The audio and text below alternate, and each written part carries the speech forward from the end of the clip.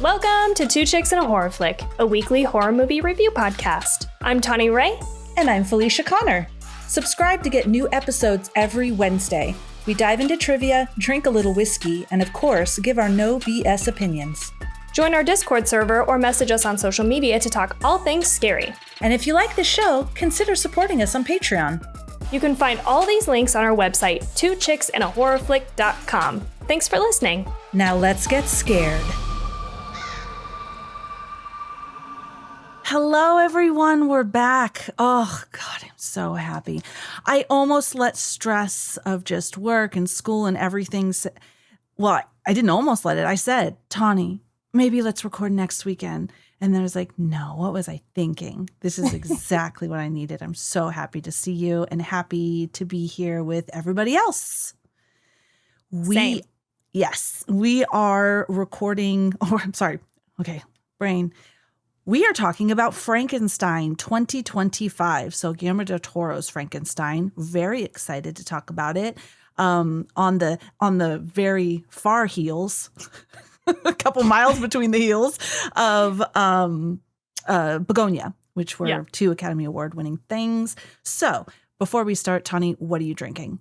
I actually am drinking today because I'm in a bad habit of drinking, because of wedding planning stress, but I have a little seltzer, a little raspberry seltzer. Oh, nice. Yeah. What are you drinking? I have a no alcohol Arnold Palmer. So iced tea and lemonade. However, I did have 2 margaritas at lunch today. Oh, nice. Okay. Yes. Okay. How could you not? Anytime that you're or I'm at a place with margs, I'm like, what am I going to not get a margarita? Yeah, they have a whole menu of margaritas. You're gonna are you kidding? Yeah. Dumb. Dumb. Oh, what have you been up to? What have you been reading, living, all the things? Oh, God. I actually don't think I have much to report. It's been all wedding planning all the time since we talked last. So I don't think I really watched much else because I think I gave you the update last time on what I had been reading, maybe? No, that was on the same day that I put that note in. I think I don't have much to report. We're just rewatching Bridgerton is basically what we're doing with our lives. We watched the new season and now we've gone back and we've started with season 1 and we're back to season 4 and we're about to rewatch that. So nice. That's fun. That is a lot of fun. It's like a show. Yeah. Oh, and I didn't tell you this before we were recording, but I am excited. I have gotten most of the bridesmaid gifts. And so I'm very excited to unveil those for you guys. I'm excited to be unveiled too. So much fun. Oh, I love it. Yeah, that's been our focus too, is your wedding. No. Is it? Right. Yeah, got my scarves there. Went shopping for Steve today. Just nice. Was super happy to book, where we're staying, book the airfare for him and I, all of the things. And we just have the rental car. He's going to get one when he's here. But the little place we booked is downtown. There's bikes at the little place because it's 3 minutes or whatever to downtown Eagle. Okay. Yeah. Yeah. And so, not we're going to use them. I don't even know why I said that. But location wise, you can bike ride. That's great. That's a great location. Oh, it's funny. Yeah. What else have you guys been up to? I mean, I know it's not all. Oh, we have for my wedding. We have, I have been thinking about it a lot though, so I'm excited. We have been working and there was a lot of changes at work and stuff going on. So working and school, of course, the beautiful little puppy there is growing really nicely and he's resting sweetly there. Cute. And then watching wise, so I'm reading a book. I'm almost done with it called The Switch. So my grad cohort, it started a book club and the lady, her name is Katie. She is so great. She wanted to start this book club that is beyond what we're learning because we're just constantly reading, really heavy stuff. Oh, okay. Yeah, that makes sense. Right. And typically there's I was a part of this one book club a while back, but it was also about war and about this and about that, like complementary topics. She's like, I just want an escape. It's like Yeah. escapism. So she has been suggesting all of the books, and I've been reading them, and it's really cool because there's things that I would not have picked up, right? I tend to gravitate towards thrillers and horror and stuff like that, so I wouldn't have picked it up. And it's just bringing me bits of joy. Right now, I'm almost done. I'm over halfway through. It's called The Switch, and it's very much like it's very a grandma and her granddaughter switch homes, kind of. Okay. Like The Holiday. Did you see that with like Yes. Jack Black? Okay. It's not for the holidays, but it's that kind of a premise you could imagine. Gotcha. Okay. And it's just so much fun and sweet, and the people are endearing. But anyways, blah, blah, blah. So what we've watched, that's what I'm reading. The Rise of the Red Hot Chili Peppers. There's a second part to the title. Our Brother Hillel, I think is what it was. And so I was not a huge Red Chili Peppers fans. I liked some of their songs, but I wasn't like diehard. Oh my gosh. I just fell in love with them after this documentary. And so many people don't know about Hillel. I even was talking to a coworker and they're like, are you talking about their guitarist? I'm like, it was their first one. And he's like this beautiful human being that I wish I knew. And it was so good. You guys, you got to watch it. Okay. So good. Finished a season and a half of Peaky Blinders. Okay. Because we started the movie and it was called back so much. I'm like, I think we better watch the show. So you're like, what is even happening? Yeah. And he keeps going, the blah, blah, blah, and the blah, blah, blah. I'm like, oh gosh, honey, we got to not watch this movie. We got to start from scratch. And I remember, I really like it, but I remember why I stopped it is because I don't understand the majority of what they're saying. That's exactly why I couldn't keep watching it also. I was like, the accents are so thick. Like, you can't even, I mean, maybe this was pre-subtitles, and we should try it again, but why can't anyone speak in a normal tone either? It's like as soon as they're, walking and there's loudness of the street, and then all of a sudden he's like, yeah, and I think that, and in that thick accent. Oh, yeah. Oh, but, the worst. So we'll see. Finished Love in the Spectrum season 4. We just love that show. We've been watching that too. Yeah, just love it. Trust Me, The False Prophet. That was very good too. And it was this woman who used to be a part of the LDS community, and she's like a documentary filmmaker, but she goes back to the area where Warren Jeffs, I think was his name, was that perverted man who was like the prophet of all the people, but he did child abuse. So he's in prison, right? And so this community has been abandoned, and she goes in to really help them because it's like the other side of now there's all these families that their homes are getting taken away by the state and like all of this stuff. So she goes in to help them. And while she's there, this other motherfucker tries to rise up. And so it's so fascinating, you guys. Really well done. I felt there was a lot of respect for the people of the community. And so it was nice to see, it wasn't just like Mormons, look, because that's typically what they do. Yeah. It was very good, I thought. That's good because I feel like that. And I saw on the preview, I definitely want to watch this. It's on the list for sure. But I saw on the preview that it's the same people who did the last one that we watched, which was Keep Sweet, Pray, and Obey. And that's the one about Warren Jeffs and all of that. Yes. And you get to the end of that one and you're like, okay, well, fucking now what? Yeah. So it's so nice that there's a follow-up. This is a now what? Yeah, what happened to these people after that. Yes. So I'm excited to watch that. Yeah. Definitely go watch that. Just a couple more. I watched The Truth and Tragedy of Mariah Wilson. It was very well done, and it's just heartbreaking. Oh, I hate jealous, stupid people that murder people. Just really. Me too. It's the worst. Just like, what a waste. What a waste. So it's infuriating. It's really well done, though.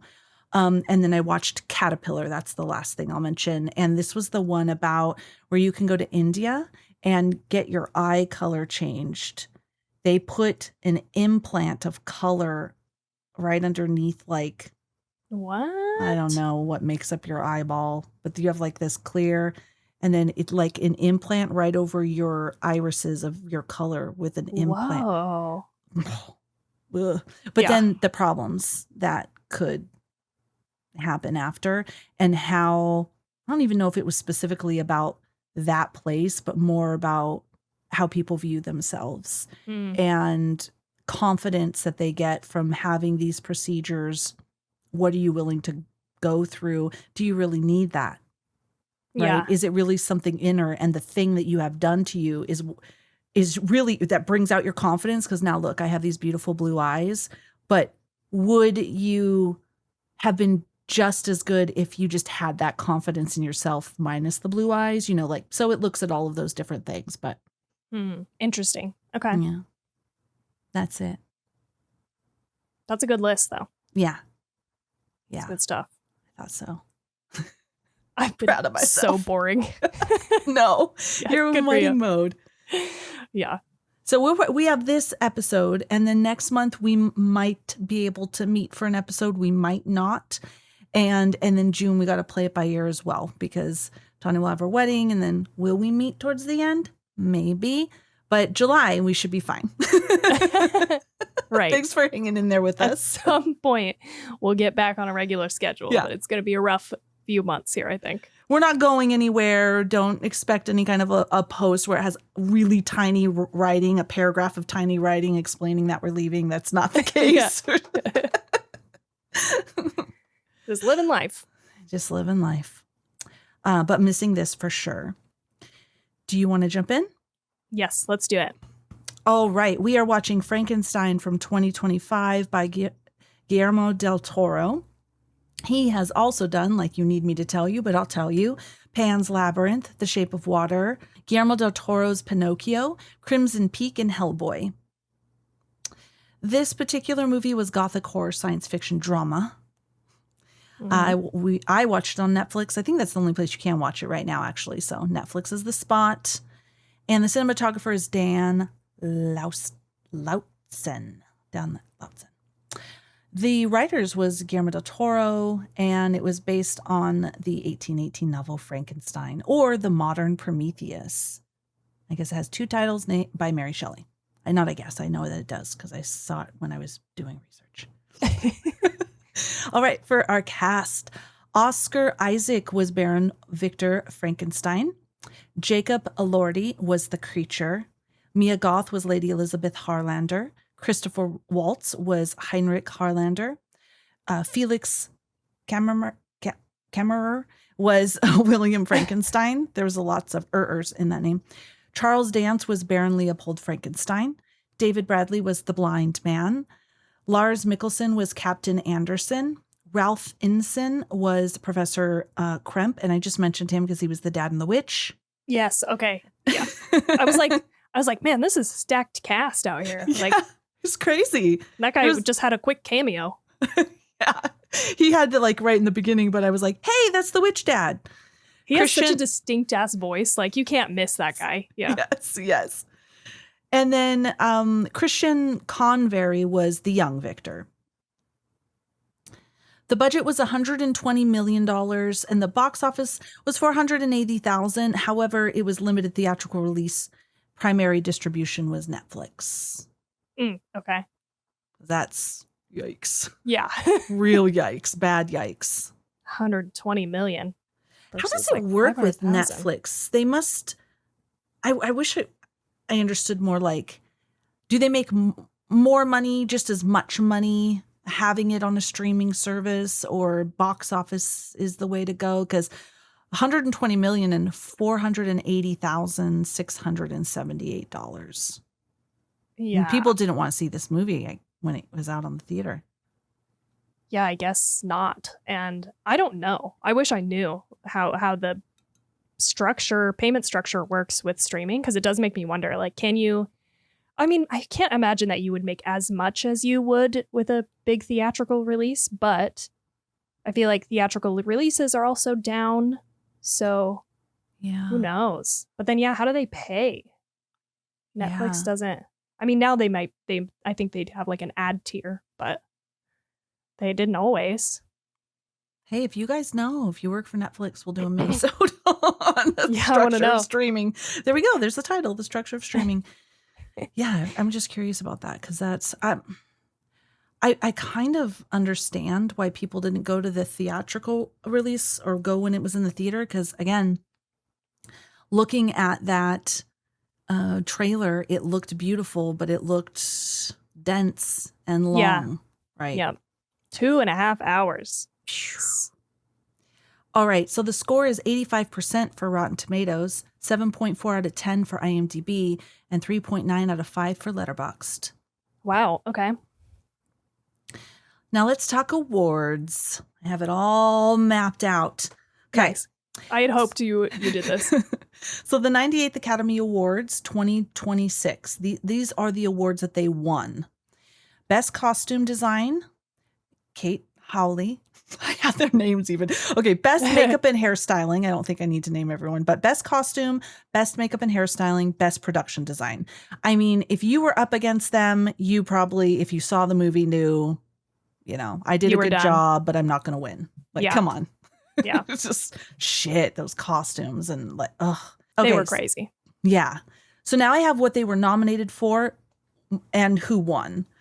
So Best Picture, it was nominated for Best Picture, but one battle after another one. I have not seen it. I would like to. I have no desire to see it, but I want to because of how much stuff it won.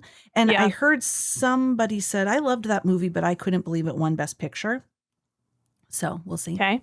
That was like one person. I know. But Best Supporting Actor, Jacob Elordi. But Sean Penn won for One Battle After Another. I fucking loved Jacob in this movie. I thought he did a beautiful job. But I haven't seen Sean Penn in that movie, so I guess I can't say. Yeah. Best Adapted Screenplay.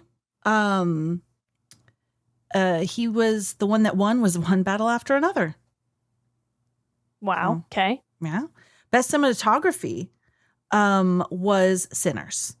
Mm-hmm. And this one was actually really cool. It was Autumn. I will name her because it was Autumn Durland Arcapa. And I apologize if I butchered that, for Sinners, making history as the first woman of color to win the award of Best Cinematography. Right. So very cool. Awesome. Best Original Score. I mean, couldn't argue. Sinners won. Amazing. And Best Sound Effect. It was up for Best Sound Effect too, but F1, that racing movie, won Best Sound Effects because the cars, I guess. Exciting. Cars. Cars. Those cars sounded real in that movie. Wow. So realistic. Come on. Anyway, I haven't seen it. I know we haven't. We're talking maybe the cars are like fucking next level cars. Maybe. So. 83rd. They also, during the 83rd Golden Globe Awards, had 5 nominations. So no wins, I guess. So one of them being the Best Motion Picture Drama. It was named one of the top 10 films of 2025 by both the National Board of Review and the American Film Institute. Venice International Film Festival, it was the world premiere, and it won the fan-based Fan Heart Graffiti d'Oro Award. And the Toronto International Film Festival, it was the first runner-up for the People's Choice Award of Best Film. Okay. All right. Turn back now because we will spoil this for you. If you want a high-level understanding of the movie, here we go. You should watch it, though. But here we go. Maybe this will prepare you for what you're in for. So the film opens in 1857. I promise I'm not going to go beat by beat. Just saying that, I was like, okay. Yeah, you're like, oh, okay. It's not going to be like that the whole time. It goes by pretty quick. The film opens in 1857, framed as a story told in retrospect. A Royal Danish Navy ship called the Horisont on a North Pole expedition becomes trapped in Arctic ice. The crew discovers a gravely injured man, Victor Frankenstein, and brings him aboard. I did practice this beforehand, but before Victor can explain himself, the ship is attacked by an enormous humanoid creature who demands Victor be handed over. The captain drives the creature off, and Victor begins to recount the dark history of how things came to this point. Here's another one. Victor's story begins with childhood trauma. His mother died giving birth to his younger brother William, who then became their cold aristocratic aristocratic father's favorite. Geez, that was a mouthful. Yeah, that was hard. Grieving and bitter, Victor channeled his pain into obsessive scientific ambition, specifically a desire to conquer death itself. He is eventually expelled from the Royal College of Surgeons of Edinburgh and for conducting illegal reanimation experiments on corpses. This catches the attention of wealthy arms dealer Heinrich Harlander, who offers Victor unlimited funding and an isolated tower laboratory in exchange for a single unnamed favor. Victor enlists his brother William's help building the lab and becomes infatuated with Elizabeth, which is Harlander's niece and William's fiancée. Feelings she does not return. When Harlander finally reveals his condition, he is dying from syphilis and he wants his brain transplanted into the body that Victor just created. Victor is like, nah, no. Harlander attempts to destroy the experiment, accidentally falls to his death, and Victor proceeds alone. Lightning strikes the patchwork body assembled from criminals and Crimean War soldiers. That's what the body is assembled from, but it appears to fail. The next morning, the creature is inexplicably alive. Victor's relationship with the creature quickly turns abusive, unable to teach the creature anything beyond saying his name, and growing increasingly afraid of its immense strength and rapid healing abilities, Victor begins to mirror his own father's cruel, dismissive parenting. When Elizabeth visits and forms a genuine bond with the creature, teaching him her name and showing him basic human kindness, Victor grows threatened. He falsely blames the creature for Harlander's death, sends William and Elizabeth away, and then deliberately sets the laboratory on fire with the creature trapped inside. He does attempt to go back in when he hears the creature calling his name, but the tower explodes, costing Victor his leg. He deserved it. At this point in the film, the story shifts perspective to the creature himself, who boards the ship and tells his own side of events. After escaping the explosion, the creature quietly takes up residence near a rural farm, secretly helping the family with firewood and building stuff. They come to call him the spirit of the forest. When most of the family leaves on a wolf hunt, the creature befriends the blind patriarch who remains behind, and this kind old man teaches him to read and speak fluently, rather quickly. The creature eventually discovers the truth of his origins and tracks down Victor's address. Tragedy strikes when he returns to find the blind man has been killed by wolves, and fighting them off, the old man dies and the family returns and assumes the creature did it. So they shoot him and he kind of dies, but then he revives and the full weight of his existence crashes down on him. He cannot die and he will be utterly alone forever. Desperate, the creature confronts Victor and at William and Elizabeth's wedding and demands that Victor create him a companion. Victor refuses out of fear of what the creature might reproduce. A violent confrontation erupts. In the chaos, Victor accidentally shoots Elizabeth, and a dying William tells Victor that he is the true monster. The creature cradles Elizabeth as she dies. Victor pursues the creature to the Arctic, where the creature tries to destroy himself with dynamite but cannot be killed. In the film's final moments, a dying Victor and the creature reconcile, finally addressing each other as father and son. Victor dies. The creature frees the trapped ship from the ice, and Captain Anderson turns the ship around and sails home. The film ends on the creature alone reaching toward the sunlight, a gesture Victor once taught him. That was good. All right. Thorough, but not too long. Right? Yeah. Yes. I thought, okay, good. Everyone's still with us? Yeah. Some people are like, oh yeah, I fast forwarded. Tawny, how did you feel about this movie? I feel very meh about this movie. I didn't hate it. It kept me engaged through the 2.5 hours, which was surprising. I was like, we talked about that. And I think our last episode, we were kind of afraid of this. We were like, if it's going to feel like a slog or something. We just felt that way ahead of time. And it is long, unnecessarily so, in my opinion. But I was hanging in there. But also, I don't know. It felt like maybe not the most deep movie. And maybe it's because I don't have a particular affinity for the story of Frankenstein or something. But I just feel very middle of the road. And so I'm hoping maybe there's some research to make me like this more. I mean, it's visually a very pretty movie. It has great production design. I'm sure that's why they won. But I don't know. I'm feeling very like indifferent. How did you feel about it? I fucking love this movie. Okay. Like I'm on the full polar opposite side, and I'm shocked because I really went into it. I took a nap, so I feel like I have the energy. Okay. I was like, I imagined it was going to be beautiful, and I imagined the acting was going to be very good, but it was just going to be this really long, epic. I thought I might probably fall asleep at some point. I definitely thought I was going to be like, oh, please, like, let's wrap this up. Yeah.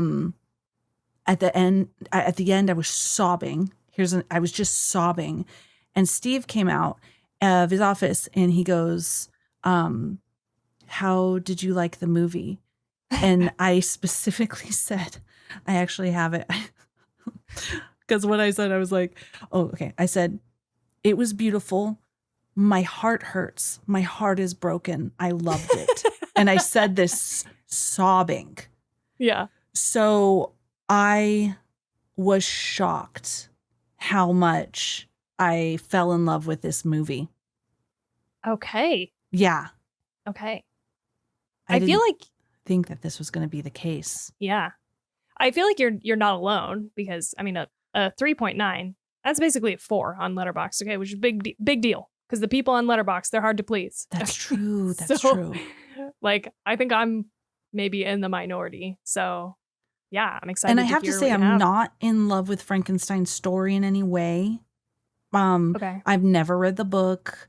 I'm sure I've seen. There's another Frankenstein movie, right? I'm sure I saw it. I don't know. Yeah, I'm just not a huge Frankenstein fan either. Okay. Just fucking loved it. It touched you. It did. It really did. I just cared so deeply for I thought the characters were so well developed.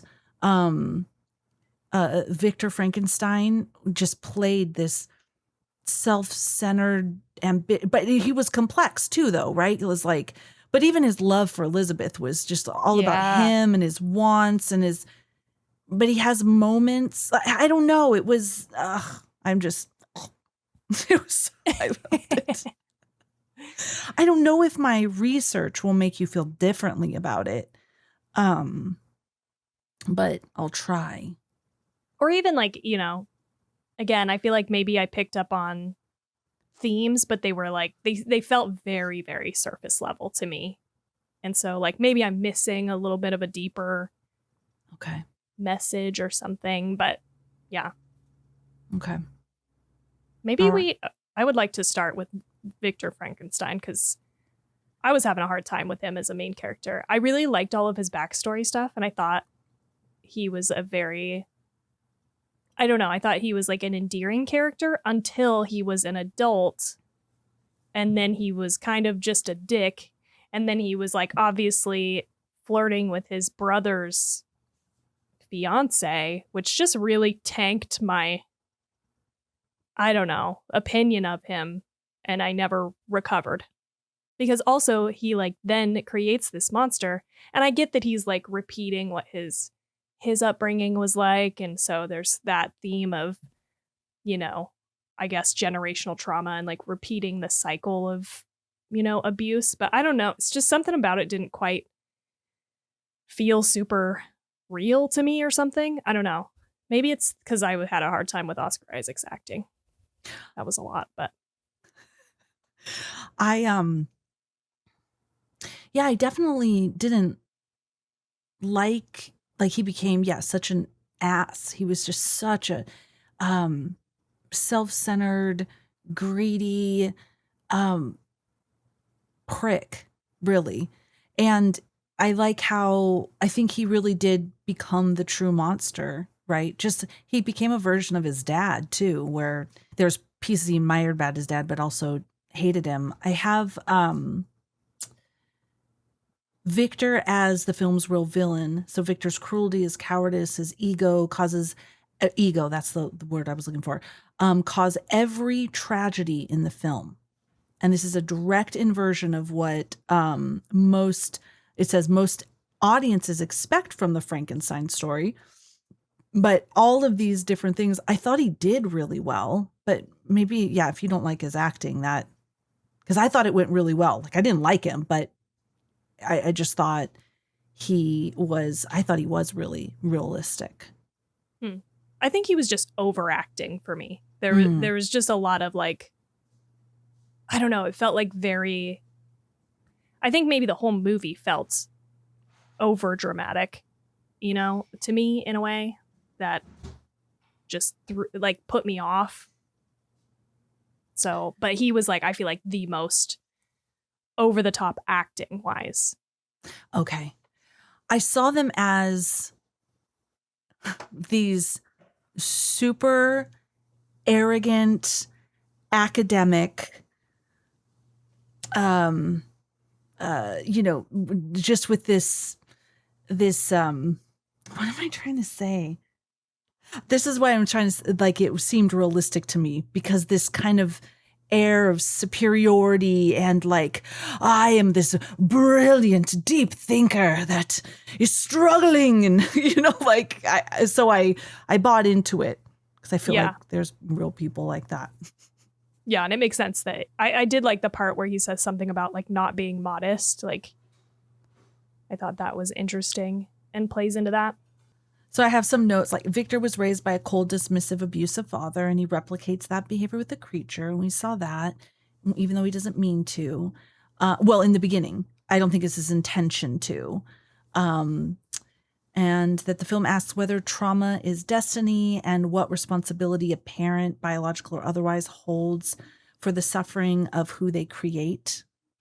This whole thing. Oh, I have something I want to share about Mary Shelley, the one who, the woman who wrote Frankenstein, that I thought was fascinating. So Mary Shelley wrote Frankenstein in 1818 when she was just 18 to 20 years old. Kudos, girl, making it all the more remarkable. It was born out of a ghost story competition at Via Diodati in Switzerland during the year without a summer, 1816. A volcanic eruption had blocked out the sun, causing a global climate crisis. And the group, had no idea. And the group was stuck inside. The group include Lord Byron and Percy Shelley. And so many people consider it the first true science fiction novel ever written. But there's like a movie, by the way. I don't know if you've seen this or seen the cover of it, but there's a movie called Mary Shelley that is she's played by Elle Fanning. Oh, it's a good movie. Oh, I'll have to check that out. It kind of tells the story of her and her husband and that like sort of group, that like friend group. Oh, nice. Okay, I will check it out. Yeah. I think it might.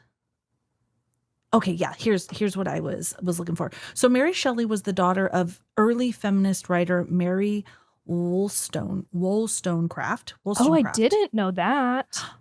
You know Mary Wollstonecraft? Well, I've just heard the references actually because of a couple of things that I've listened to actually recently. So I finished Educated. I think I talked about that on our last episode. And she talks about reading her work when she was in college.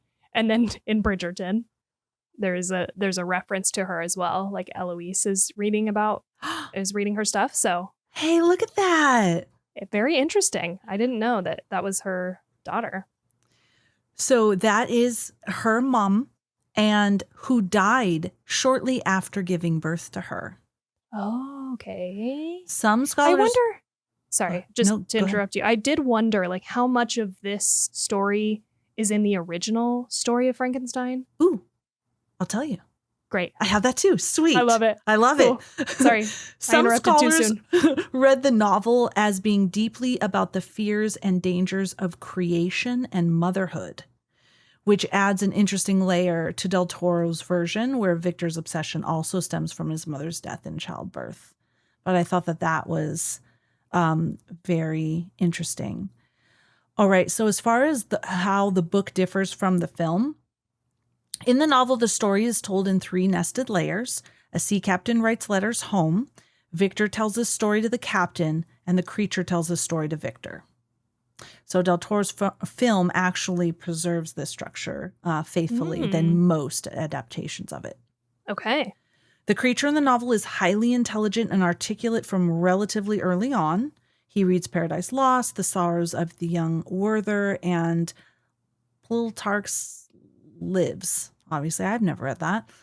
Del Toro honors this by having the blind man teach him to read. The novel never specifies how the creature is brought to life, actually. So no lightning bolt, none of it's alive, none of that. Wow. This is purely a Hollywood invention. But it's rooted in the fact that galvanism, early electrical experiments on corpses, was a popular topic of conversation when Shelley was writing. Okay. Oh, so the creature in the novel explicitly asks Victor to create him a female companion, which Victor begins and then destroys out of fear. So Del Toro keeps this plot line pretty much, kinda. Yeah. He doesn't begin, but other than that. Do you know if we will get a Bride of Frankenstein? Like, is Guillermo del Toro's intent to make a sequel? So who would make it? Maybe, let's see. I mean, maybe the monster? There is currently no official intention announced for a direct sequel. I was just curious. Mia Goth mentioned that a sequel is unlikely because the story ends with the death of Victor Frankenstein. Yeah, except the monster never dies. And there's notes everywhere. Yeah. And it's not like Victor is the only person who's smart in the world. Right. I will say that this was Del Toro's dream project for decades. He first discussed it publicly in the 2000s. He's been fascinated with Frankenstein since age 7, when he first saw Boris Karloff in James Whale's 1931 film. Okay. I mean, it does seem like a really great adaptation of this story, because I didn't realize that all of that was the same. I was really like, with the ship and the ice and all of that, I was like, this feels new and different. And so I assumed that it was added by Guillermo del Toro, but it's interesting to hear that actually is more faithful to the novel than other adaptations. Yeah, because we specifically called that out in our last episode. I was like, there's a ship. Yeah. And like, what? What is happening? This is too much. And what's funny is when the movie started, I went, we're starting off with that ship. Yeah. Here we go. Here's the ride. I will say, if Mia Goth would have come in somehow on the ship and said, here's my perspective, I would have been like, okay, guys. Yeah. No more people on the ship. No more perspectives needed. Please. Oh my gosh. I will say with Jacob, I will say a lot. So I'm going to stop saying I will say. But Jacob Elordi, he replaced Andrew Garfield was going to play the creature, but there was some SAG-AFTRA strikes, and so Jacob Elordi replaced him. I like Andrew Garfield, but this was good. And also the other person was Doug Jones was going to play the creature, because he was wasn't he the creature in The Shape of Water, I believe? I think so. And I think he's the guy with the eyes in his hands in Pan's Labyrinth. Oh, yeah. Gosh, I want to rewatch that movie. I think Elordi did amazing. I just think he's beautiful. Yeah. I thought, wow. He certainly has the right stature. Yes, and I only know him from Euphoria. Oh, really? Well, yeah. and and that. Whew, help me. Saltburn. Saltburn, thank you. Yes. Those are two very similar characters. Okay. I mean, Euphoria, he's a little more of an asshole, but this young hot guy that So this was so epic. Yeah. And he did such a beautiful job. You haven't seen Wuthering Heights yet? No. Okay. Is he in that too? Yes. Yeah. Is he the guy, the main love interest? Oh, he is? Yes. Oh. And I feel like he does a really great job in that. And it's a little bit of a different role. So. Oh. He's so young. I didn't picture. They're both older than the characters are written to be. So. Because I think that Margot Robbie, who's gorgeous, but I just imagine her so much older than him, but maybe not. I haven't seen. I think in the movie they are intended to be about the same age. Okay. And they look like the same age. Like, yeah, I think so. Because he has like a beard and stuff. So he looks a little older. Facial hair helps. Yes, right. Yeah. Okay, I'm sorry. I think he did well too. I was not like able. Him either. No, I said I think he did well. Yeah, but well. How are you doing? If you're like, hey, how are you doing? And I go, oh, I'm doing good, or I'm doing well. Okay. I mean, I didn't think it was great, but really? But I did lose him in the character. Like there were a lot of moments where I was like, man, I can't tell that this is Jacob Elordi, which I feel like is a good sign. Yeah. You know? Yeah, I didn't realize it was him. And there was something in his eyes. I'm like, oh, I know this actor. Mm. And so I looked it up and I was like, oh my God, that's him. Yeah. So amazing. I loved, of course, when I saw Christoph come in, I was like, yes, I love this guy. He's so great. He's so great. Mia Goth, right in the beginning, I'm like, what is up with her? Do they have her drugged or something? And it was odd, but I ended up really liking this kind of bizarre calmness that she had, and it really connected nicely with the creature's rage. Like it balanced. If she's caring for. She cares for the most delicate of things, like the insects. And she has this massive monster. And besides she's not even scared of it at all. She immediately has this compassion for him and what he's experiencing. And she could see his pureness and his beauty within that pureness. I loved their connection and, their story. And I was crying when she was like, maybe this is the best that, I can pass away with you gazing upon me. And I just was like, oh, I'm so bummed that he couldn't have felt more love in his lifetime. I think that just really hurt my heart that this man, he thinks he's a man. He doesn't really understand what's going on. He discovers, how would you feel? You're just created from dead, discarded bodies. Yeah, that would be super gross, pretty depressing. And he just wants connection and wants love. And she was someone that would have given that to him, and he didn't have a chance. And then when he's finally making a connection with his dad, in air quotes, but the man who created him, so it is his dad, I guess. He just wanted that love. And I liked that moment even in the end when he was like, please forgive me. And they had that connection. I was just like freaking bawling.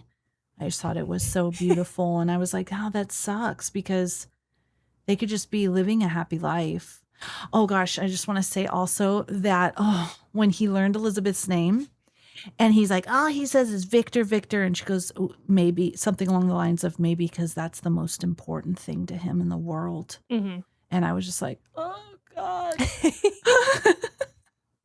I thought that was good. I threw a lot out there. Yeah. Didn't like any of these things that I said. No. Okay. No, I did like some of them. I, like you were saying, I like that there's that connection with her, and she says early on, I appreciate like the most simple of God's creations. And so I thought she was an interesting character, but she was kind of hard to like read at times. I was having a hard time sort of understanding what was going on. And these things are not the point of the movie really, but it does seem like she sort of reciprocates yes, Victor's The affections, Victor's feelings, affections. Mm-hmm. but then also sort of is like mean to him in a way that is like, so I couldn't quite figure out what was going on there. I was like, does she hate him or does she actually secretly like him, or what is happening? And maybe it's a little bit of both. I don't know. But she slapped the shit out of him. Yes, that was great. I had to like get Jade. I was like, come watch this. I watched it like 4 or 5 times. I was like, did she actually slap him? Like, that was crazy. I don't know. I didn't see that anywhere. That was great, though. I bet she did. I mean, if they're in the scene. I mean, it feels like you can see her like be shocked by her connection almost to hitting him. Like, yes. I don't know. Do we just keep going? Do we say cut? Exactly. Like, she's like, ugh. Like it rocked her a little bit after she connected. She did. That was the perfect reenactment. Yeah. It was crazy. I totally agree with you when I was reading that thing, that the summary, it said that she did not return his affections. I most definitely thought she did. This whole thing. And then when he was like, I want to be with you, and she was like, no. But I liked what she said. I got the feeling that she did have some feelings for him. She probably really connected with him in his wild and crazy, the thoughts, and she thinks differently. I don't imagine her husband is thinking the way she's thinking about bugs and bodies and stuff. But she had said something along the lines of like, you don't know love. It's almost like he wants to be with her is almost another possession for him. Like he feels like he's in love because he feels all these things. So he's willing to just come in and I feel this for you. I desire you. Who cares? You're with my fucking brother. Right. I want you. And she recognizes that. And regardless if she's attracted to him or whatever, she's not going to do that.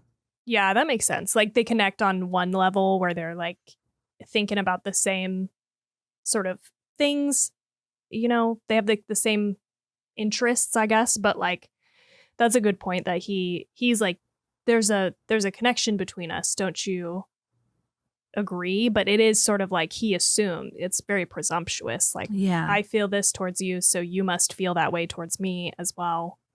I liked seeing a character who was, she, even if she had any kind of feelings, that it's not right. This is his brother. And it's almost like, okay, I'm just going to say it, like a Buddhist monk in the sense that it's all about being kind of in that level place, not too happy and excited, not too depressed and sad, just this calm, undisturbed place. She's able to see things in a really like rational level. She was saying that she appreciates that simplicity and the most simple of God's creations.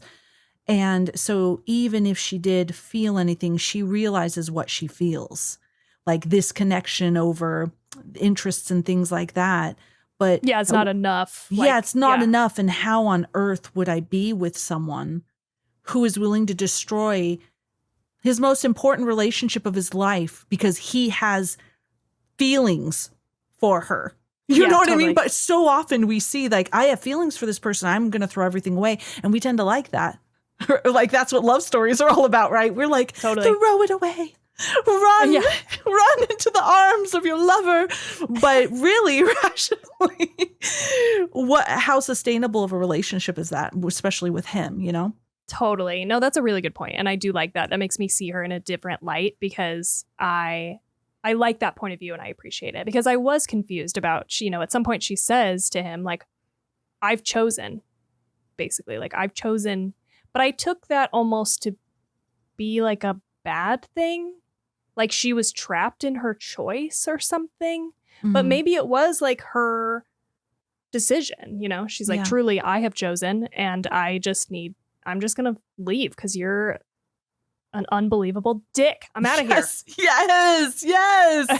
And then she does it again when he comes into her room with his fucking bullshit. I just want you to know that I'm happy for you. Really what he wanted, and she saw right through it, was he wanted to go in there all dressed up and handsome and hope that she would go, what am I doing? I need to be with you. But she was like, bitch, no.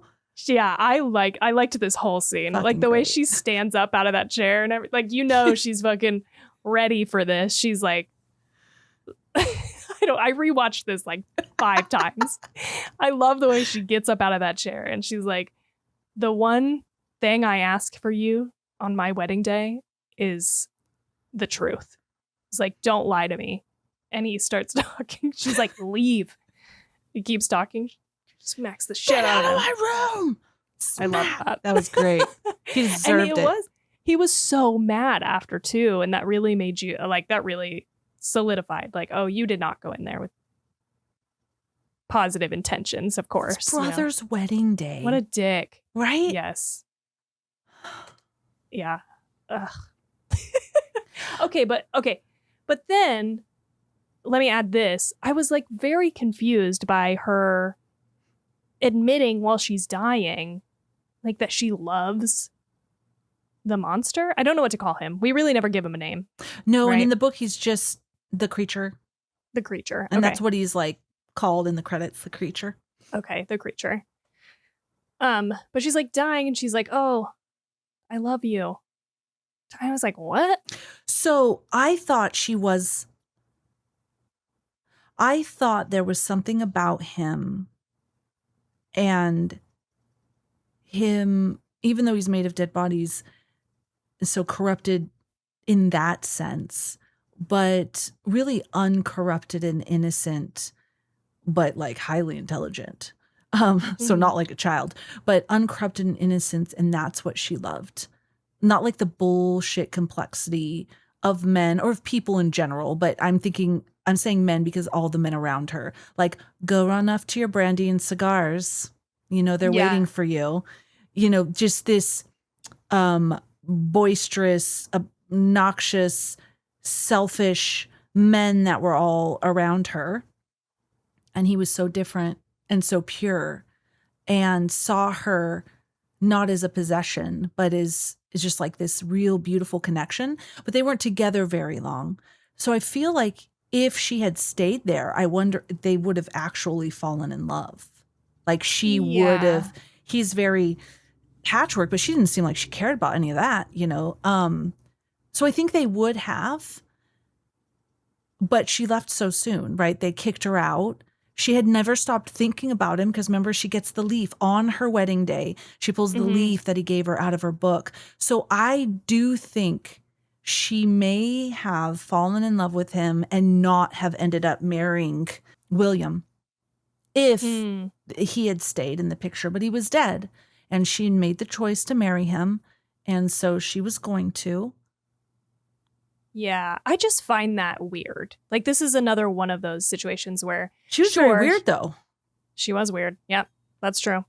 That green leaf hat or green feather hat around her little face. I was like, stop putting these feather hats on her. There wasn't even just, there was like multiple. There was like, I was like, I hate this. This is looking bad.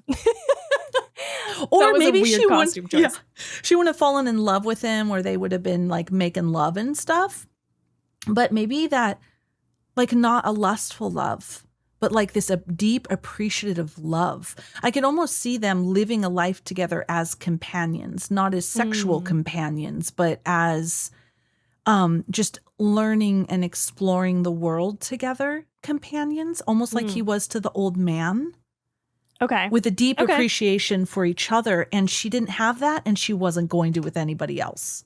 Yeah, definitely not. They were all on a different plane for sure of thinking. But that makes more sense to me because that's what I'm struggling with is, yes, he is an intelligent man, but she doesn't know that version of him. She only spent like a couple days with him as he was very childlike. And I don't like, I don't like movies where it is like, you've got this person who acts as a child and someone else somehow falls in love with them. Like, I think that's really weird. And so that's what I was getting from this situation is she was like, oh, I love you, even though I only spent like like I get her having compassion for this creature because he was born to know want for himself, you know, and is being chained up in this basement. I get all of that.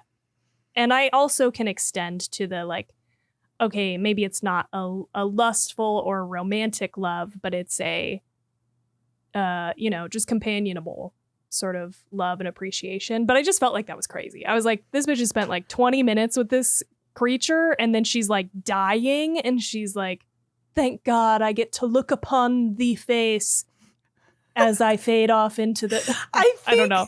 That was weird. Of course, this is a fantasy and like a poetic fantasy movie, right? I feel, which I don't know, maybe I'll read Frankenstein. I'm curious now, but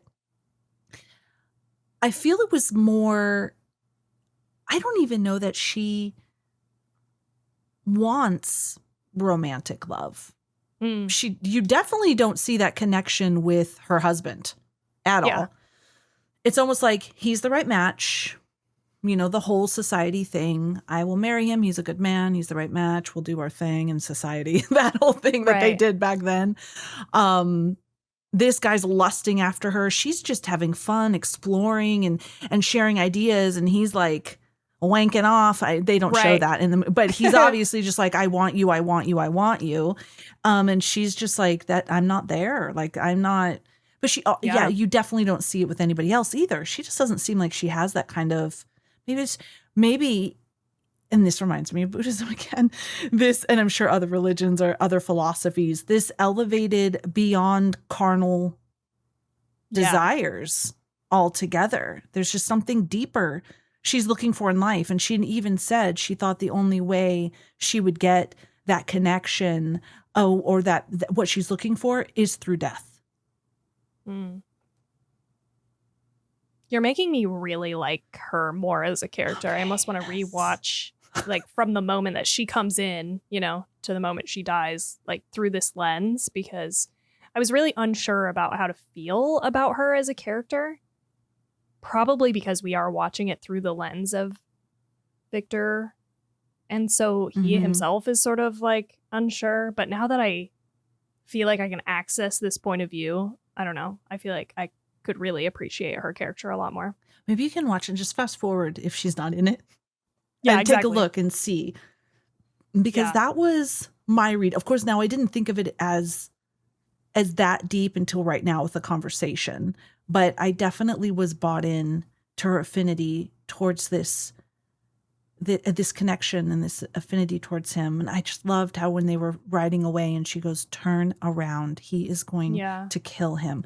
I just liked how astute she was and she didn't hold back. Because at first, you know, she doesn't talk at all. And then all of a sudden she laughs. Oh, the shit she says to him. Like, she's just like, her retort is like quick and she's so on. And I loved, because typically it's a man that will go ahead and go off to go have, you know, I don't know, what do women do back then? Go quilt or whatever. Go work on your needlework. Yes. Go. And she does that to him. Run off with your brand. I was like, oh, she's a little powerhouse right there. I know. I did like that. And I like all the scenes with her where she does like command this power. I think I was just struggling because we're seeing it through his point of view, through Victor's point of view. And this Victor, his ego destroys literally everything. He was so scared of being lonely, just like the creature is scared of being lonely.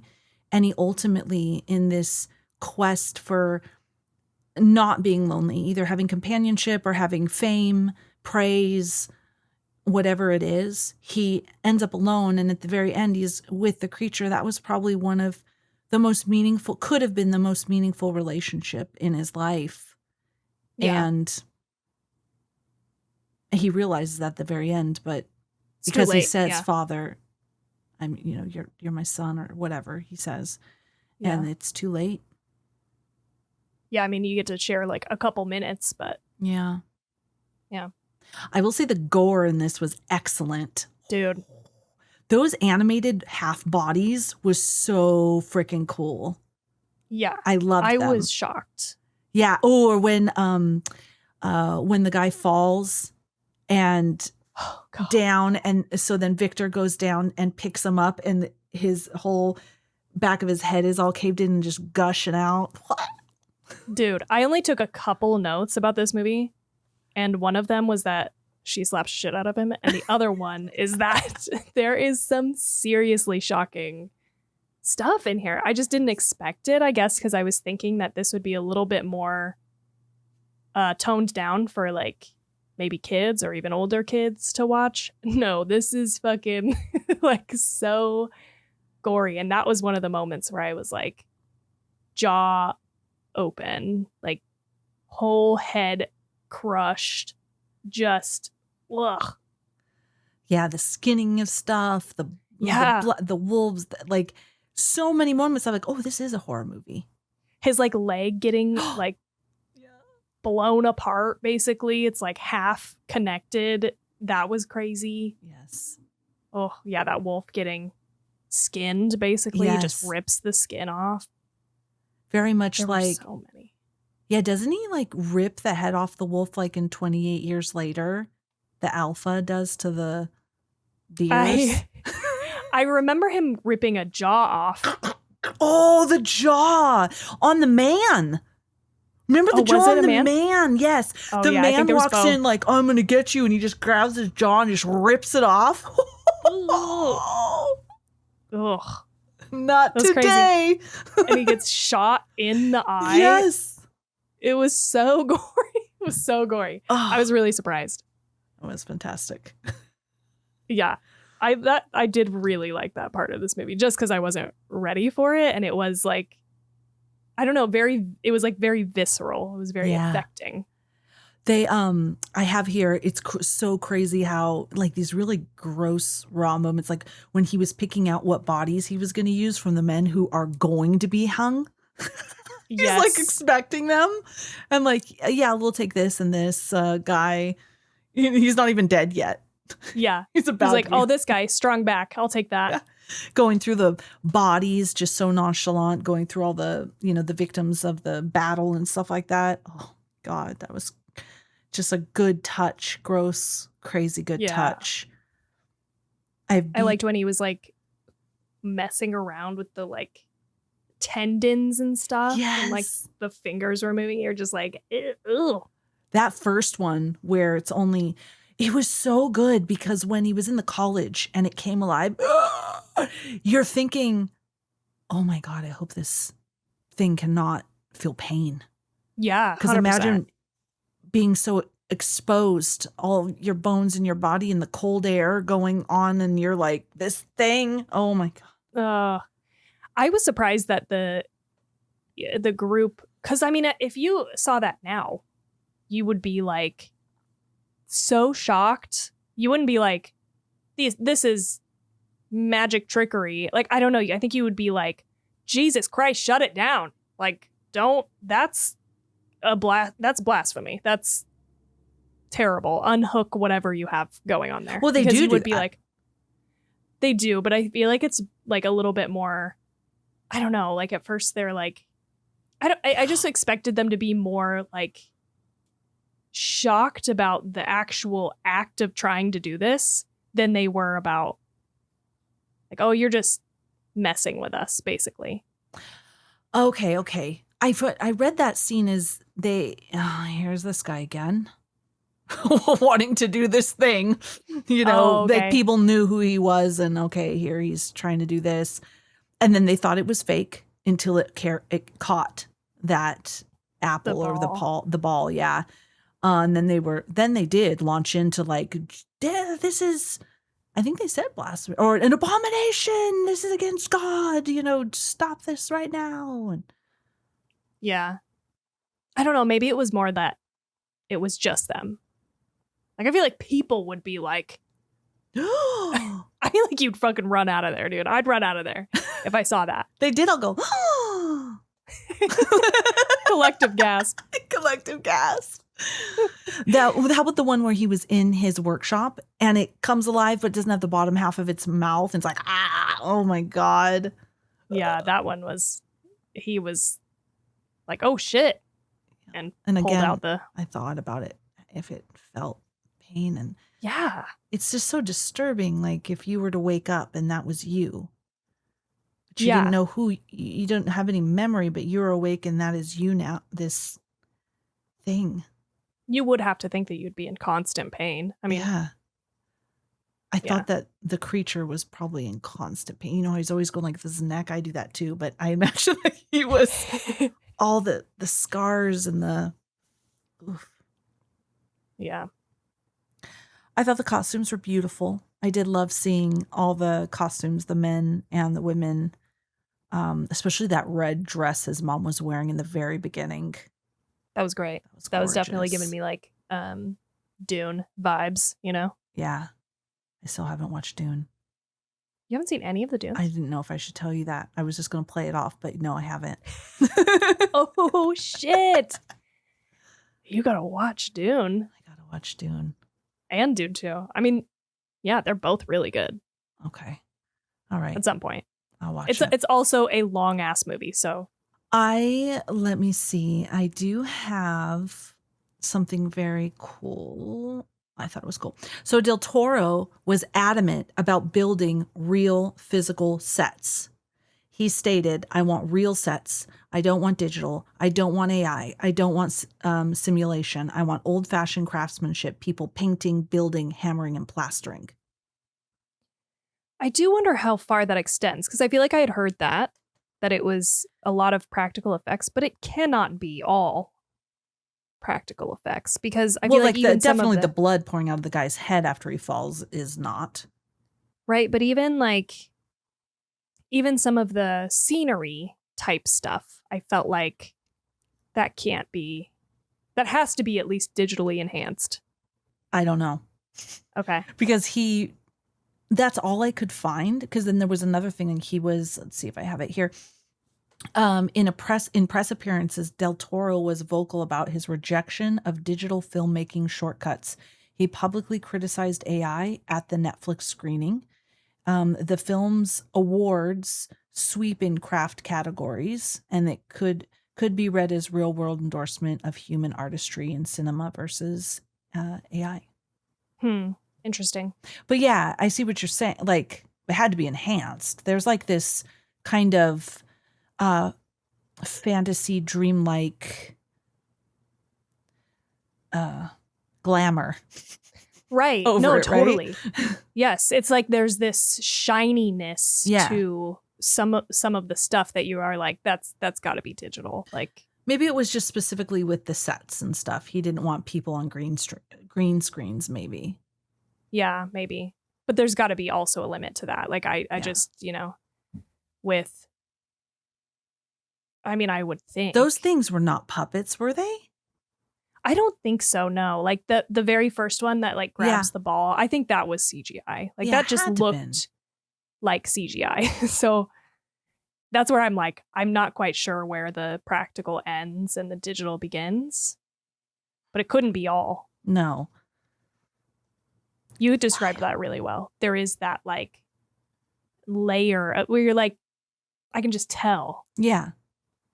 The Arctic ship seen in the film was a fully constructed 130-foot replica boat on a back lot at Toronto's port. It was mounted on a giant gimbal so it could rock realistically, and the surrounding ice field was constructed from plexiglass, foam, wax, and real snow.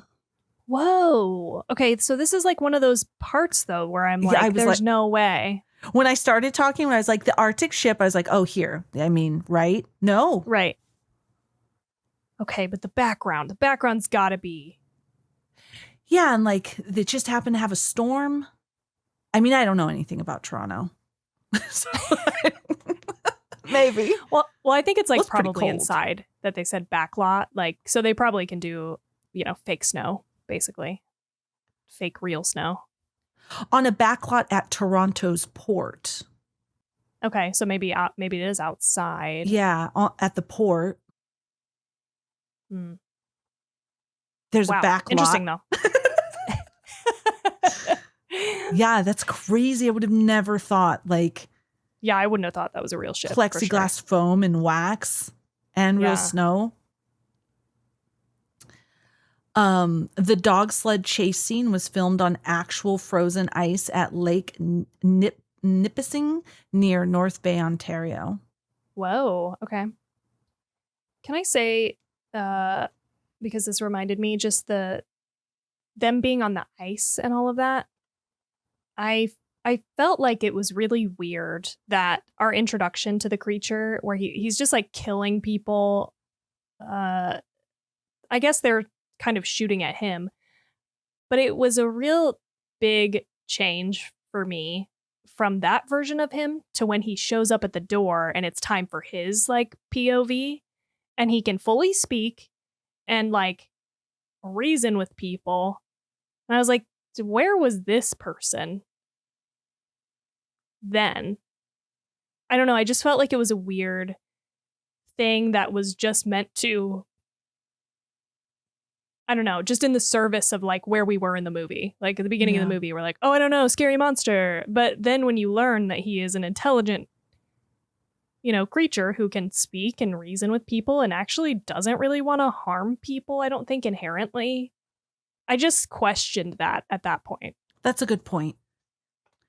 Yeah, because I know he says something about they will always, when the wolves came in, the wolves didn't hate the sheep and like I don't remember the whole quote, but it was more, we will always be seen.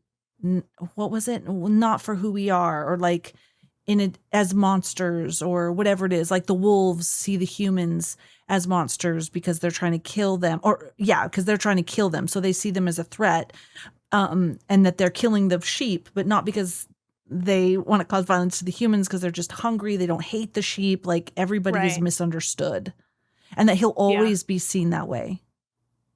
Yeah. Maybe it can be chalked up to like, but I definitely think it wants to disarm us as like, ooh, Frankenstein the monster. Right. Yeah. Which feels a little like cheap or something.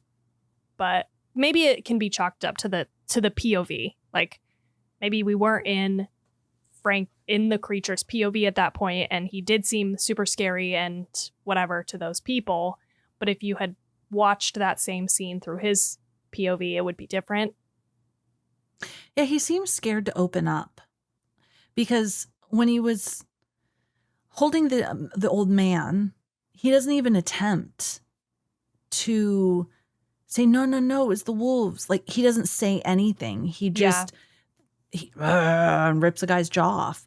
So, like, I mean, I know they were going to come after him anyways. They were going to believe what they were going to believe. But he could have said, no. I think that would have disarmed them because they thought he was a monster. And now he's like talking poetry, but you could just been like, no, he's my friend. I took care of him. It was the wolves. Look, there's a wolf, like several all over the house. Bodies. What'd you think I did? I just brought the wolf bodies in and then killed the man. Come on. But he could have said all of these things, and they probably would have still. I'm your fairy. I'm the one that's been doing this. I'm the one. I'm the seasonal sprite. What was it? I don't remember what they call it. The spirit of the forest. I'm the spirit of the I'm the seasonal sprite. I'm the seasonal sprite. That's me. I fixed your thing with the sheep, and I'm doing the things. That's I brought all the me. twigs. And the wolves killed him. But he doesn't. He does not allow himself to connect. That's a good point. And I wish he would. I wish he would too. That was one of my favorite parts, I think, was him I'm your and the friendship. Sprite. Seasonals. I'm the spirit of the season. That's me. Yes. When he connected with the old man? Yeah. Their friendship. Yeah. That was great. Yeah. What a nice old man. I want to be like that as a person. Just like a sweet love. Not jaded and angry and defensive. I'm a nice person. I'm just saying he was just so pure. It was just so lovely. I think he wants to be a nice guy, but everyone treats him like a monster. Like, how often do you stop to imagine? I wonder, okay, so if you're living a life where everybody treats you like a monster and everybody wants to kill you. They don't even give you a chance. They don't even give you a chance like this man did. And you're just calling him his friend. Oh, fuck. It's so good. And when do you just start being who people expect you to be? Yeah, maybe. But again, I feel like he does have a couple people that have not acted like that with him, Elizabeth, and now his new friend. Yeah. So and people he are capable of it. Right. Yeah. And the other thing that I kind of struggled with this movie is that the length of the runtime suggests an epic tale where someone goes through trial after trial, lots of traveling, lots of different things learned over years. And I feel like all we got was that he left there and went to that one person's house and was there for maybe like a year max, maybe. And then from there went to go find Victor Frankenstein. Like, from the beginning of the movie, I was so excited to figure out how the fuck did they end up in the Arctic? Like, that's crazy. Why are they all the way out there on the ice? And I was excited for this very long, epic trials and tribulations story to land us there. But really, it just was. I mean, it was like he was at the place where he was created. He went to this next place, and then he went to find Victor Frankenstein, and they were in the Arctic. Like, but you did have Victor's side and then his side of where he was before. I don't know if you would have liked a story where you have some of that beginning and then it's just Victor chasing the monster for years until they get to the Arctic. Yeah. You're like, look at your face. You're like, oh, hell no. No. But I would have liked more than before things. That. Yeah. Yeah, before he gets to this cabin of people. Because again, I just feel like it kind of undercuts that, like, oh, everybody treats me the same. Like, he's met, like, 10 people? Yeah, well, there's the hunter. Yeah, yes. Yeah. So it just doesn't feel like there's been, like, a whole life lived in this. You're right. I mean, if you've met, 10 people and 2 of them were like the pinnacle of goodness and compassion, that's pretty good odds. Right. And let's count William in here too, right? Like, William wasn't nice. ultra kind, but he wasn't mean or anything to him either. So, we're talking 30%. That's really good. That's a really good stats of. It's not terrible. I mean, being constructed of dead bodies and 30% of the people you meet treat you really nice. That's actually crazy. Yeah. That's a high amount. Yeah. Anybody who saw that guy would be fucking terrified. So I agree with you on that. I agree with you. I agree that it was kind of obvious that it was, the scary monster in the beginning when it doesn't really align with his story arc. And then, and that's where it wouldn't align because he wouldn't have any reason to think that everyone's going to treat him. Well, I mean, as soon as they see him, but 2 people when one of them was blind. Well, yeah, yes. Can't forget. Could not see. That's, yeah. But I could have used less, like, background on Victor and, like, more background on the creature, I actually, like. You know what? Besides his mom's dress, which we needed to see at some point. Maybe Elizabeth could have wore that dress. We didn't even, and people don't hate me for saying this if you are in love with the story, but we didn't even really need Victor as a child. We could have got that inference. Maybe he was thinking back, or maybe just in a conversation, it could have been inferred that his dad was a brilliant asshole, and his mom died in childbirth. Yeah. It's really all we needed. Yes. And then we could have more of the monster story Totally, because I feel like his part of the story is the part that is more compelling and interesting, and you are able to, like, you're on his side a little bit more than, well, a lot more than Victor. Yeah. Because how is he getting through places? Like, where he's quite striking. Like, you're not going to miss that guy. Right. And he's yeah. going from place to place. I guess he can sneak in and out, I guess. He grew hair? Yeah. That's incredible. Very long hair. Because typically you don't grow hair on scars. But I mean, it's fine if he has hair. I was just saying. I'm very curious about, because I know the other title of Frankenstein was Prometheus. He did remind the modern Prometheus. He did remind me of in Prometheus, the gods he looked like that to me. I thought that when I saw him. I didn't know the book was named that. That's interesting. I also thought about a similar creature in a similar movie that I shall not name because of spoilers, but definitely was supposed to look a little Prometheus-like. Okay, besides the beautiful... Okay, that's what I was going to say. There's two things that did not ruin it for me, but did make me wonder. And it was how smart he was, so fast. How long was he with that elderly man in that cabin? Like, this was... I mean, he was learning letters, and then he was reading so eloquently moments later. So even if it was over a year with a blind man. That's a good point. Like, so he teaches them the letters. It seemed like the old man knew what the cards were.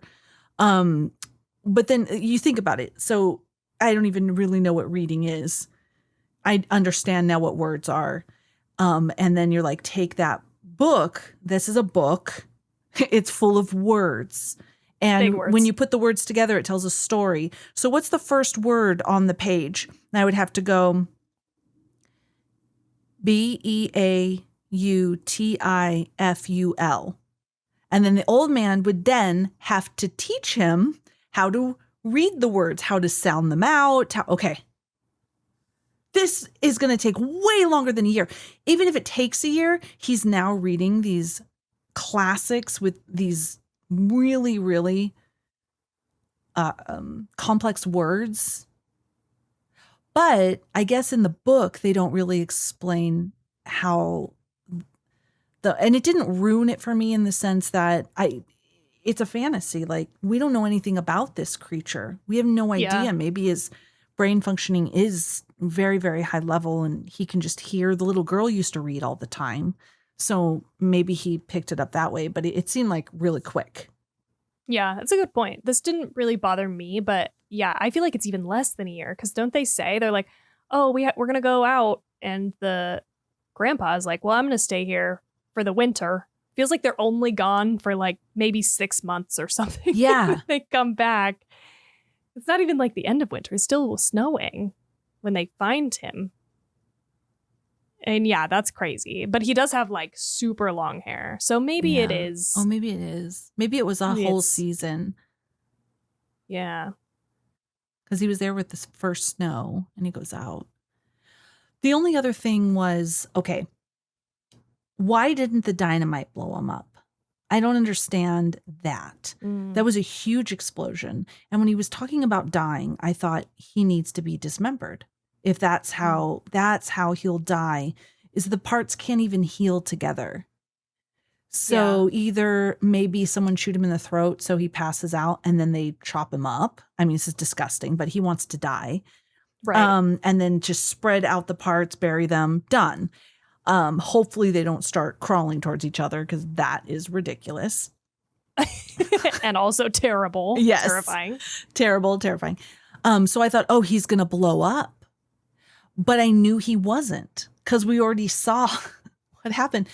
So I was like, how does he not blow up? The explosion was huge. I understand he heals fast, but I guess he's just like made of stone. I don't know.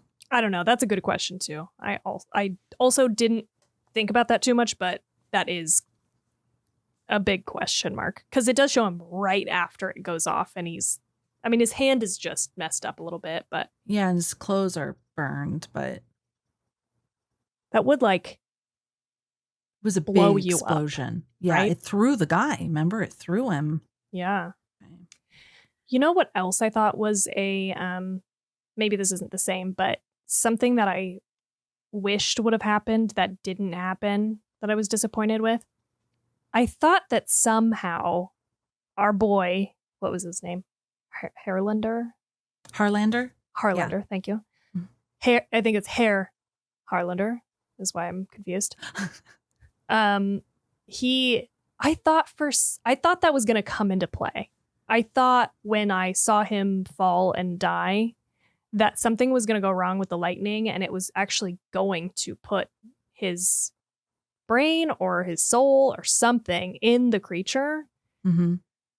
And I don't know. I just was like, nothing happens with that. That's just the end of this guy's story, which was disappointing. I don't know. I liked him as a character and as like the reasons why he was doing this. And I just thought that was going to come into play, but it just straight up didn't. Yes, I agree with you. His story just ends. And I think his story becomes more of an illumination of really how selfish that guy is. Because I almost forgot, oh yeah, wait, where's her uncle? Yeah, he's dead. Yeah. What did you do with her uncle? And then he uses it to blame the beast or the creature. Yeah. Yeah, that was very insulting. Like at that point, he's like, oh, he's down here. And the creature attacked him. I was like, you fucking fuck. Yeah. How are you gonna? You are a little twerpy, yes, insecure, disgusting, egotistical coward. Yes. I really came to not like him. And the fact that that guy died. And so he continued on with his project because that was the most important thing. The lightning was there. And then that was that. Yeah, he totally. Didn't care at all. Didn't tell anybody. Nothing. No one was notified. I was like, I even thought maybe he was going to feel bad for telling him no. And now he was like dead, that he would. Those were my two things. I was like, either he's going to try to save him the way that he just asked him to. And that's where this is going to go terribly wrong because he already has syphilis. His brain is already fucked up. And so he's going to have a terrible time when he wakes up and he will want revenge. That was what I was thinking would happen. Then I thought, okay, maybe he doesn't do it on purpose, but it happens by accident. And just none of that. I was like, okay, this is a totally different, I don't know. I thought the same two things. I thought something was going to happen with him. Yeah. And his dead body, but. And no, he just dies and he just throws him down in the basement somewhere and forgets about him entirely. Yeah. It's just terrible. Like no problem at all. Yeah. That's what I was going to mention. Yeah, nothing at all. Just continues on with his monster or his creature. Just going about his business. What a dick. This guy was a dick. All right, let's see. I just have these. See if anything excites us with this. So we had the true monster question. We had the parenting and cycle of abuse. Creation and playing God. The classic Frankenstein dilemma. But Del Toro grounds it in scientific hubris. I'm sorry. Grounds it not in scientific hubris alone, but grief. So not just like, I want to be able to create this thing, but also very grounded in grief. Victor's obsession with defeating death stems from his unresolved feelings about his mother. His experiment is as much about control and ego as it is about science. You know, the other thing also, this reminds me of what I thought might happen, was when Elizabeth dies, I thought, oh, well, he'll fucking revive her. Because that'd be a great, like, okay, we're circling back from his mother dying and him not having any control over that. Now he knows how to do it. He can bring her back. And that's how we were going to get Bride of Frankenstein. But again, no. Yeah. Cut back on remove completely young Frankenstein's life. Yeah. Don't care. Just remove it. Give us a little twinkling of it through conversation. We got it. Right. And add a whole element of that. That'd be now so she's fun. Dead. Maybe the creature's about to kill him because he's so angry. And he's like, no, don't kill me. I will bring her back to life. Yeah, because he wants to. Mm-hmm. And the creature wants a companion. Mm-hmm. So there's like a mutual, understanding there. And then we get a sequel. Yeah. Not that I'm like dying for a sequel because I didn't totally love this movie, but I think that would have been a more interesting movie to me. That would have been cool. Yeah. I agree with you. That would have been really cool. All right. Are you ready? Do you have anything else? I don't think so, no. Okay. Are you ready to rate it?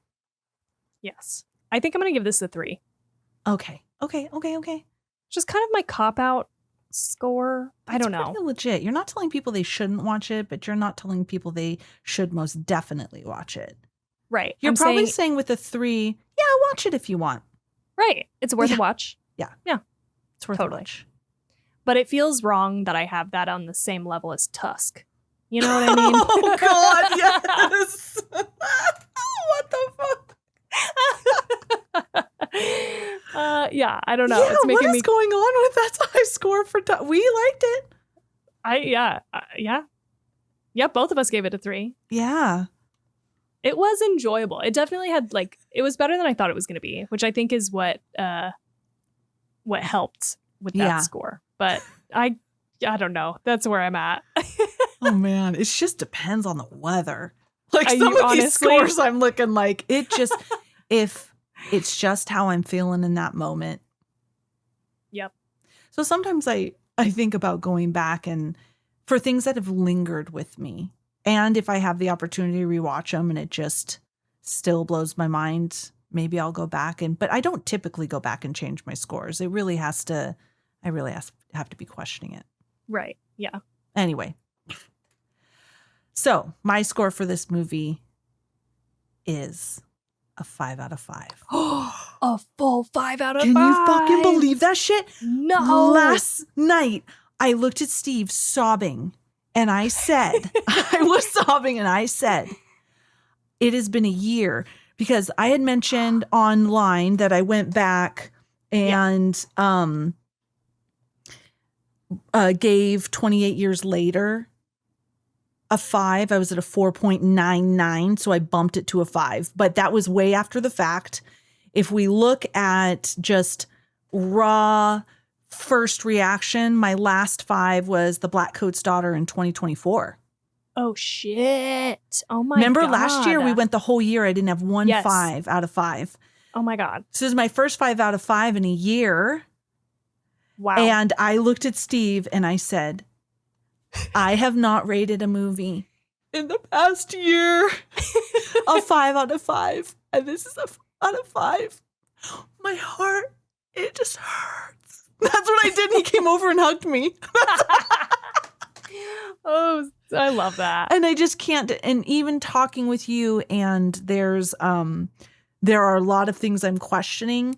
I just have not had that kind of an intense reaction to a movie in a long time. I've had movies that I really liked, but it's been a really long time since I felt like that about a movie. Yeah, I'm so glad, honestly. I'm so glad that you loved it and that even though I talked some shit, you still love it. You still give it a 5 out of 5 because you've been really holding out on those 5s. Yeah, because I was looking at 2024, The Substance and The Black Coat's Daughter. Yeah. These 2 movies they gave me that feeling. Like that feeling of I fucking loved this. And I haven't had that in a long time, but I had it last night. And it might have just been, I don't know. But again, I was going in thinking I was not really going to enjoy. So I was setting the whole thing up to be kind of bored by it. Totally. And that's not what happened. Yeah. I was also pleasantly surprised. It wasn't as much of a slog as I thought it was going to be. So yeah, that's good. But I'm so glad. Yay. Yay. Your first 5. It's so long. Now at the end of the year, hopefully I'll have many more. Hopefully this year will be the year of 5s, please. Yes. We need to do more We need to do more episodes though, so we can watch more movies, or we're really putting a heavy weight on. You're right. On the movies we pick.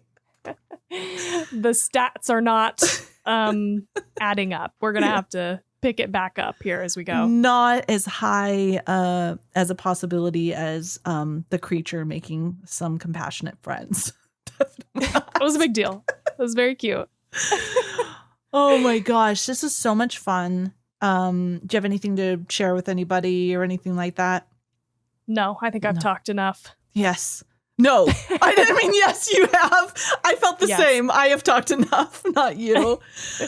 Okay, you guys, if anyone has seen Guillermo del Toro's 2025 Frankenstein, please do share your favorite scenes, quotes, or theories on social media using the hashtag 2ChicksInAHorrorFlick. And while you're there, if you like us, please do give us a follow. And what else, Tawny? You can support the show by giving us a like, review, and subscribe on whatever podcatcher you're listening to us on. That's it. So we'll see you next time. We hope you have such a good night. No nightmares.